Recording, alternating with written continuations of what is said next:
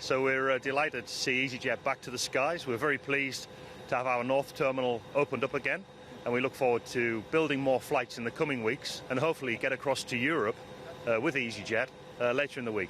Let me get straight to the chase as well. And the biggest problem, I'd imagine, for EasyJet, for you, for all the UK carriers in and out, has got to be this quarantine issue at the moment, the 14 days of isolation that the government brought in a week ago. How's that working for a start, and how do you see it panning out going forward? Well, Gatwick's a very big airport, as you know. We employ about 25,000 people, and the single biggest issue we have currently in terms of trying to persuade passengers to travel is quarantine.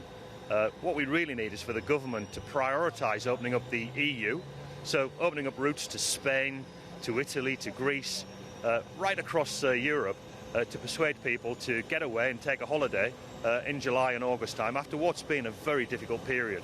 Sure, I make no bones about it, and I'll put my cards on the table. I intend flying out of Gatwick in August as well, if I can as well, but that quarantine could well prevent me doing so as well. Have you spoken to Priti Patel? Have you spoken to Grant Shapps about this, and just explain to them what you see as safe air bridge routes, and why? Can you understand why they don't get it? Well, it's a really important issue for us. Certainly I've been talking to Priti Patel, also been talking to Grant Shapps, so they fully understand what we require. But for us, what we want to see is the entire EU opened up. We want an air bridge to the entire EU, which is very similar to what's happening on mainland Europe today, where the borders are coming down and the people are starting to travel freely between the countries. Started firing up the engines as well, so we'll battle through that as well, if you don't mind as well, because the mic can still pick you up as well. Okay, so you've spoken to them. Do they get it?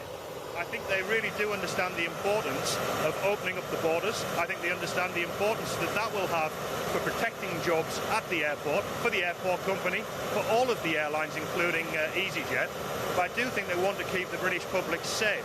So it's trying to get that balance right. However, on mainland Europe, as of today, the borders are coming down, the planes are starting to fly, and it's really important economically that we participate in this market.